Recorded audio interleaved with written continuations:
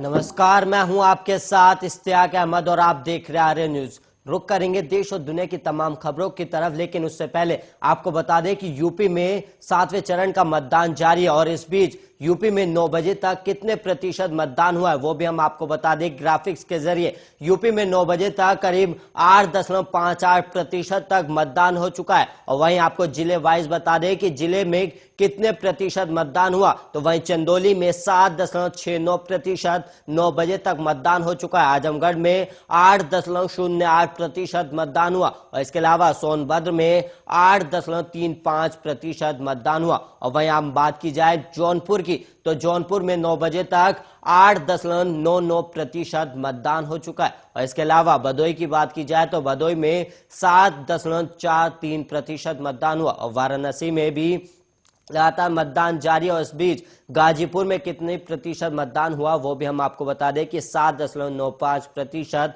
मतदान हो चुका है और सोनभद्र में 8.35% मतदान हुआ। इसके अलावा वाराणसी की बात की जाए तो वाराणसी में 9 बजे तक 8.93% मतदान हुआ है और वहीं चंदौली में 9 बजे तक 7.69% मतदान। और इसके अलावा आजमगढ़ में 9 बजे तक 8.08% मतदान हुआ। गाजीपुर में 9 बजे तक 7.95% मतदान और मिर्जापुर में 8.84% मतदान हो चुका है। और वहीं बात की जाए सोनभद्र जिले की, तो सोनभद्र जिले में 9 बजे तक 8.35% मतदान हुआ है।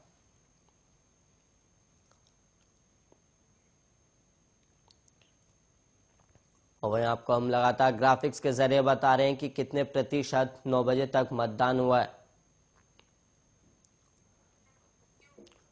और वहीं इस बीच एक बड़ी खबर सामने आ रही है, जहां पर बीएसपी के राज्य अध्यक्ष भीम राजभर ने मऊ में वोट डाला है। वहीं आपको बता दें कि यूपी सरकार के मंत्री रविंद्र जायसवाल ने भी अपना मत डाला है। और वहीं आपको बता दें कि 7वें चरण के दौरान बसपा के राज्य अध्यक्ष भीम राजभर ने मऊ में एक मतदान केंद्र पर पहुंचकर अपना वोट डाला। और इसके अलावा भीम राजभर ने कहा कि मैं जनता हूं और मैं जानता हूं कि हमें लड़ाई लड़ रहे हैं और धीरे धीरे हम अपनी मंजिल पर पहुंच चुके हैं। और वहीं उत्तर प्रदेश सरकार में मंत्री रविंद्र जायसवाल ने भी परिवार के साथ वाराणसी में अपना वोट डाला है और उन्होंने कहा कि योगी मोदी के कार्यों से प्रभावित होकर आज पूरे प्रदेश में जनता चुनाव लड़ रही है। और इसके अलावा समाजवादी पार्टी पर उन्होंने हमला भी बोला। उन्होंने कहा कि समाजवादी पार्टी को ओवर कॉन्फिडेंस है और ओवर कॉन्फिडेंस धोखा देता है। इस वक्त की बड़ी और अहम खबर, जहां पर लगातार मंत्री अपने परिवार के साथ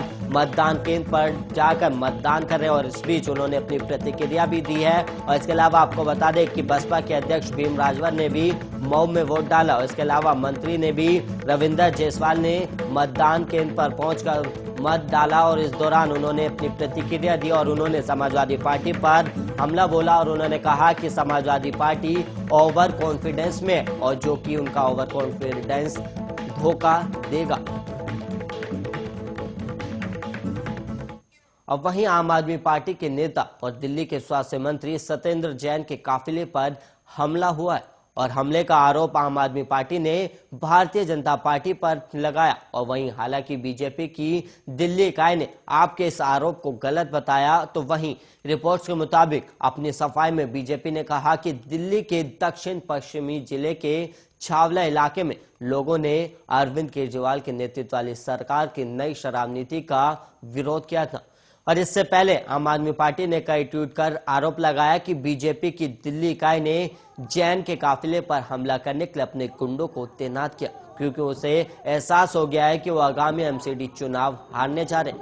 वहीं ट्विटर पर पार्टी ने कथित हमले का एक वीडियो भी शेयर किया है और दिल्ली के मुख्यमंत्री अरविंद केजरीवाल ने एक ट्वीट में कहा कि ये बीजेपी है और ये गुंडों की पार्टी है।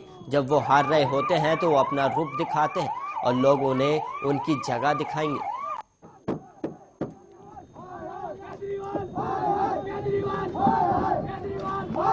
क्या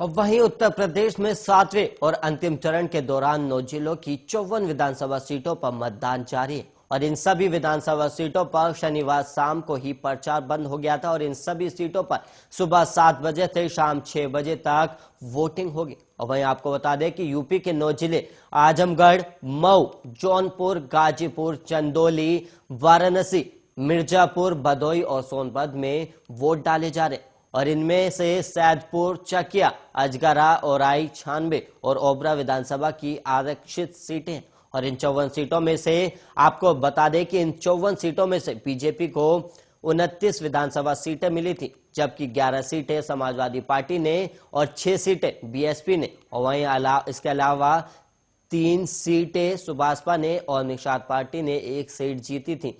और वहीं आपको बता दें कि निषाद पार्टी ने अकेले चुनाव लड़ा था और इस बार वो बीजेपी गठबंधन का हिस्सा है और वहीं पिछली बार बीजेपी गठबंधन का हिस्सा रही और वहीं इस बार इस चरण के चुनाव में ओपी राजभर की सुभाषपा इस बार सपा गठबंधन के साथ चुनाव लड़ रही है।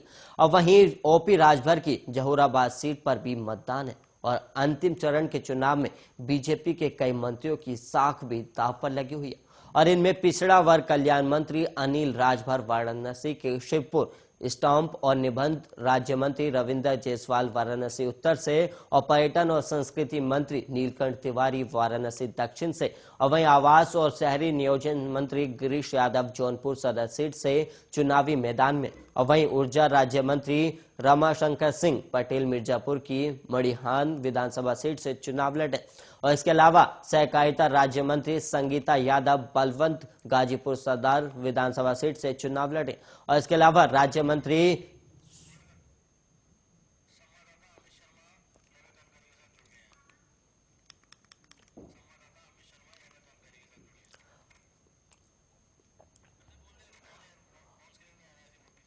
और वहीं यूपी चुनाव को लेकर हमारे संवाददाता अमित शर्मा जुड़ गए। अमित शर्मा से जानेंगे कि कैसा चुनावी माहौल बना हुआ है। जी अमित शर्मा जी, वहां पर कैसा माहौल बना हुआ है? इसके मैं बता दूं आपको, जिस तरीके से उत्तर प्रदेश विधानसभा 2022 का ये अंतिम चरण है, जो इस बार अंतिम चरण में देखा जा रहा है कि यहाँ उत्तर प्रदेश सरकार की जो मौजूदा सरकार थी भाजपा, उसके कई मंत्रियों की साख दांव पर लगी हुई है। यहाँ बात कर रहे हैं कि अगर यहाँ का जो मतदान प्रतिशत है, जो अभी 9 बजे तक का जो आंकड़ा आ रहा है, वो कई जिलों में लगभग जो आ रहा है वो 8 से 11% के बीच में आ रहा है। ये धीमी गति का मतदान हो रहा है। तो अभी जो आंकड़ा 9 बजे तक का है, इसमें बहुत धीमी गति दिखाई दे रही है, लेकिन आने वाला जो अगला जो हमारे पास जो सूचना जो आती है 11 बजे वाले मतदान की जो स्कोर आएगा अपने पास में, उससे पता लगेगा कि इस बार आगे जनता कितना इसमें आगे बढ़कर मतदान कर रही है। लेकिन फिलहाल जो मतदान की जो मतलब जो स्कोर जो आ रहा है, आंकड़ा जो आ रहा है, वो बहुत धीमी गति का आंकड़ा आ रहा है इस बार। लेकिन अमित शर्मा, ये धीमी गति का आंकड़ा क्या कुछ संकेत दे रहा है? जी बिल्कुल, इसमें हर पार्टी जो है, जैसे भाजपा है, सपा है, कांग्रेस है, बसपा है, सभी लोगों के जो प्रत्याशी हैं उनका चयन करने के बाद में जहां तक जो रुख निकल के आ रहा है, जो लोगों से जो बात की गई है, उससे जो पता लगा है यहाँ पर कि वो ये अभी डिसाइड कर रहे हैं कि हमको किसको वोट देना है। जाहिर सी बात है कि सोच समझ कर जो अब निकल कर आएंगे, 11 बजे का जो अपने पास जो आंकड़ा जो आएगा, हो सकता है वो बम्पर आंकड़ा आए अपने पास। अमित शर्मा, यहां पर बात की जाए 2017 के विधानसभा चुनावों की सीटों की, तो 54 सीटों में से करीब 29 सीटों पर बीजेपी ने जीत हासिल की थी और वहीं एनडीए के साथ अगर बात की जाए तो करीब 36 सीटें एनडीए के पास थी। तो क्या लगता है, इस बार बीजेपी दोबारा अपनी जो जीत थी वो दोहरा पाएगी या फिर इसमें बीजेपी को हार भी मिल सकती है? इस बार अगर बात करें अगर सबके अपने अपने रुझानों की, तो भाजपा भी ये कह रही है कि हम 300 प्लस का आंकड़ा पार करेंगे। सपा से बात की जाए, सपा भी कहती है हम 300 प्लस का आंकड़ा पार करेंगे। कोई भी ये नहीं कहता है कि हम इस बार हारेंगे या हमारे पास 300 प्लस का आंकड़ा नहीं आएगा। जिससे बात की जाती है वो हर व्यक्ति, हर पार्टी, हर दल का नेता यही कहता है कि हम पूर्ण बहुमत की सरकार बनाएंगे। ये देखने वाली बात होगी कि भाजपा को कितनी सीटें मिलती हैं, सपा को कितनी सीटें मिलती है। ये मतदान जब होगा उसके बाद 10 तारीख को जो आंकड़े आएंगे उससे ये सारी चीजें स्पष्ट हो जाएंगी कि भाजपा को, सपा को, कांग्रेस को, बसपा को कितनी सीटें मिलती है। अमित शर्मा, यहाँ पर लगातार कई मंत्रियों की साख भी दांव पर लगी हुई है, तो क्या वो अपनी जो दांव जो लगाया हुआ है बीजेपी ने, क्या वो अपनी दांव को बरकरार रख पाएंगे?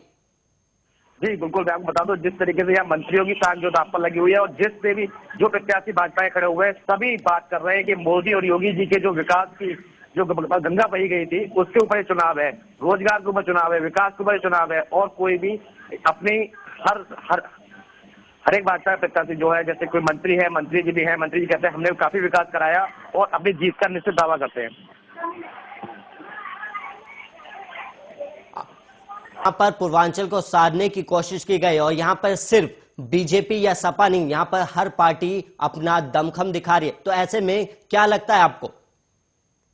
जी बिल्कुल, बात की है पूर्वांचल की तो यहाँ ओपी राजभर जो पिछले विधानसभा चुनाव 2017 में जो भाजपा के साथ में थे, लेकिन इस बार वो सपा गठबंधन के साथ में है, तो बिल्कुल ये माना जाए कि पूर्वांचल की जनता को और पूर्वांचल के चुनावों को साधने के लिए ओपी राजभर यहाँ एक बड़ा दांव खेलेंगे। और अमित शर्मा, यहाँ पर जौनपुर और वो जो आजमगढ़ है वो सपा का गढ़ माना जाता है, तो क्या ऐसे में वो अपने गढ़ को मजबूत बना पाएंगे या अपना जो गढ़ था वो बचा पाएंगे या नहीं? बिल्कुल, अभी तक के जो मतदान प्रतिशत आ रहा है उससे अभी कुछ कह पाना निश्चित नहीं हो पाएगा कि यहाँ कौन अपना गढ़ बचा पाएगा, कौन नहीं बचा पाएगा। ये तो 10 तारीख को आने वाले मतगणना जब होगी तब पता लग पाएगा कि आजमगढ़ में फिर से साइकिल की सवारी पूरी होती है या फिर कमल का फूल खिलता है। अमित शर्मा जी, एक सवाल यहाँ पर यह भी है कि पूर्वांचल में ओपी राजभर का बड़ा वोट बैंक है, तो पिछले जो विधानसभा चुनाव थे उस समय ओपी राजभर बीजेपी के साथ गठबंधन में चुनाव लड़ रहे थे, तो अब 2022 का जो चुनाव है ओपी राजभर सपा के गठबंधन में चुनाव लड़ रहे हैं, तो क्या ऐसे में वोट बैंक पर भी असर पड़ेगा? जी बिल्कुल, आपने अंतिम दौर का जो प्रचार देखा होगा उसमें खुलेआम ओपी राजभर ने खुले मन से चैलेंज किया था और अपने जो समुदाय के जो लोग हैं, पिछड़े वर्ग के जो लोग हैं, उनसे खुले में समर्थन मांगा गया था कि हाँ हमें विकास के मुद्दे पर, रोजगार के मुद्दे पर हमें वोट दीजिए। योगी और मोदी की सरकार को आपने 5 साल देख लिया है लेकिन कोई विकास नहीं हुआ, अब इस बार हमें देखिए। और जहां तक है उनके जो उन्होंने जो ऐलान किया था खुले मन से समर्थन जो मांगा था, तो कहीं ना कहीं ओपी राजभर को वहां से समर्थन मिलता दिखाई दे रहा है। अमित, यहाँ पर सवाल एक ये भी है कि लगातार मंत्री अपना मतदान कर रहे हैं और वहीं इस दौरान मंत्री रविंद्र जायसवाल ने प्रतिक्रिया दी चुनाव को लेकर कि जो समाजवादी पार्टी का जो ओवर कॉन्फिडेंस है वो उनको ले डूबेगा, तो इस बयान को किस तरीके से देखते हैं? जी बिल्कुल, कोई भी, मैंने बताया जैसे यही बताया मैंने आपको कि कोई प्रत्याशी बिल्कुल ये नहीं कह रहा कि हर प्रत्याशी अपनी जीत का दावा कर रहा है और हर प्रत्याशी एक दूसरी पार्टी पर आरोप लगा रहे हैं। अभी आपने देखा कई जगह सूचना आई थी ईवीएम खराब है, तो अखिलेश यादव की तरफ से सारी पार्टी तरफ से कई बार ट्वीट किए गए, लगातार ट्वीट किए गए, 5-5 मिनट के गैप पर ट्वीट किए गए, जिसमें ये बताया गया कि फलाने बूथ पर मशीनें खराब है। और चुनाव आयोग इस पर सुबह चुनाव आयोग से ध्यान दे, कई जगह फर्जी पोलिंग की भी सूचना जो आई उस पर भी ट्वीट किया सारी पार्टी ने।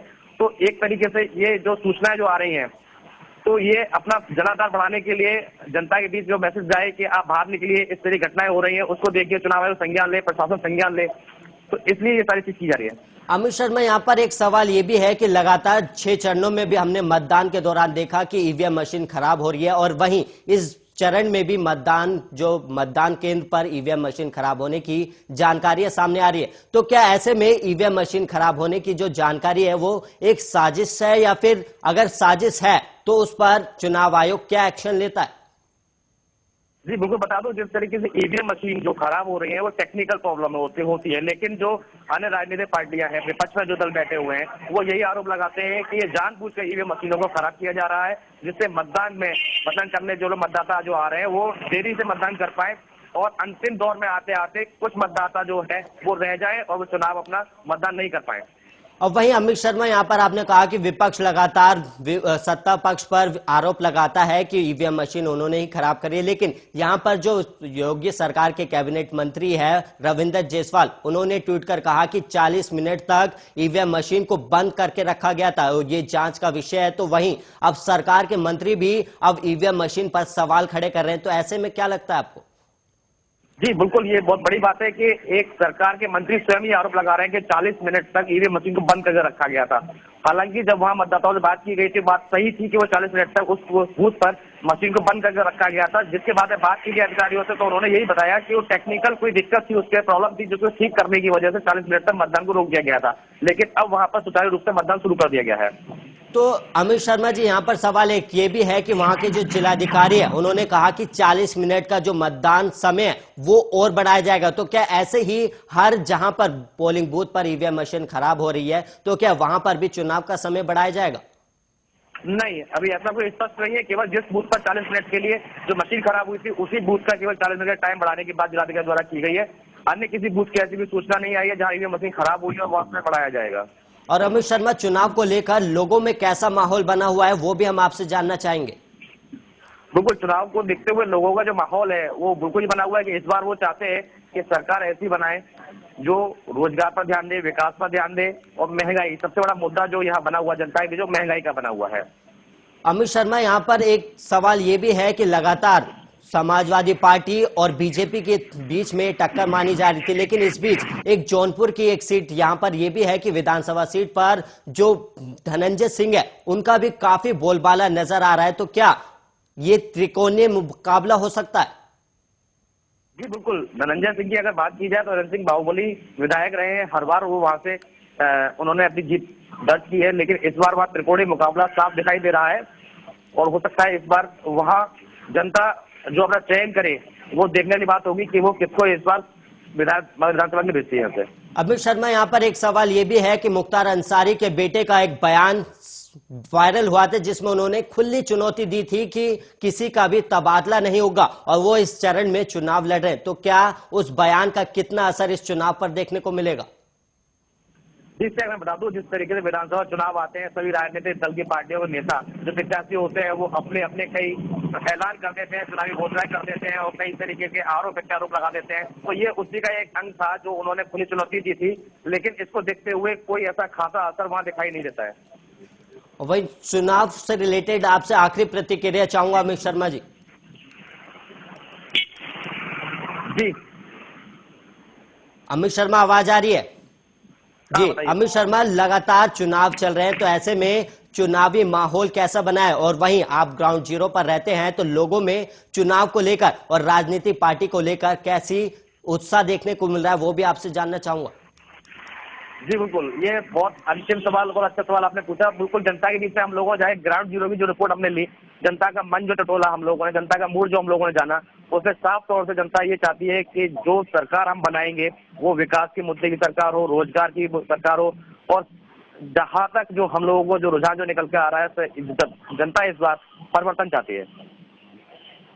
बहुत बहुत धन्यवाद हमारे साथ जुड़कर और हमारे दर्शकों को ज्यादा जानकारी देने के लिए। वहीं आपको बता दें कि यूपी में 7वें और अंतिम चरण का चुनाव जारी है और वहीं आपको बता दें कि 9 जिलों की करीब 54 विधानसभा सीटों पर चुनाव जारी है। और इस बीच एक बड़ी खबर सामने आ रही है, वो भी हम आपको रूबरू करा दें। इस वक्त की बड़ी खबर, यूपी चुनाव के बीच सीएम योगी आदित्यनाथ का बयान भी सामने आया। लगातार कई मंत्रियों का बयान भी सामने आया था। इस बीच सीएम योगी आदित्यनाथ का बयान सामने आया। सरकार की योजनाओं को लेकर लोगों में उत्साह देखने को मिल रहा है। सीएम योगी आदित्यनाथ का बयान सामने आया। वहीं मतदाता भाई बहन मताधिकार का प्रयोग करें, सीएम योगी आदित्यनाथ ने मतदाताओं से अपील भी की है। और वहीं उन्होंने कहा कि प्रदेश की खुशहाली विकास के लिए वोट करें। सीएम योगी आदित्यनाथ ने जनता से और वोटरों से अपील की कि लगातार वो मत का प्रयोग करें। और इस बीच उन्होंने कहा कि सरकार की योजनाओं को लेकर लोगों में उत्साह है और उत्साह को लेकर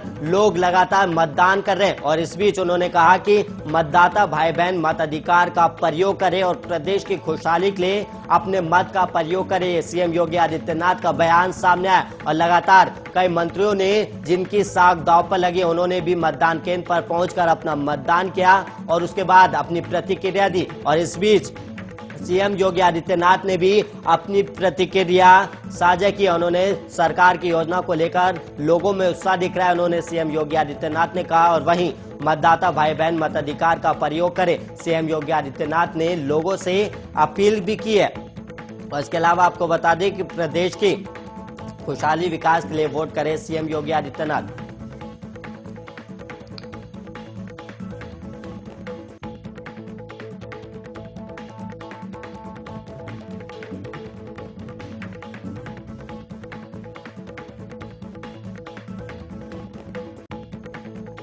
और इस बीच एक और बड़ी खबर सामने आ रही है जहां पर ईवीएम मशीन को खराबी लेकर एक सूचना सामने आ रही है, जहां पर वाराणसी में लगातार ईवीएम में आ रही है खराबी। और वहीं आपको बता दें कि वाराणसी में लगातार मतदान जारी है और इस बीच कई बूथ संख्या पर ईवीएम मशीन खराब होने की जानकारी सामने आई है। इस वक्त की बड़ी और अहम खबर, जहां पर ईवीएम खराबी की सूचना पर आला अधिकारी भी पोलिंग बूथ पर पहुंचे और वहां का जायजा ले रहे हैं। और वहीं आपको बता दें कि दक्षिणी विधानसभा के कमलगढ़ा बूथ का यह मामला है, जहां पर कई पोलिंग बूथ पर ईवीएम मशीन खराब होने की जानकारी सामने आ रही है।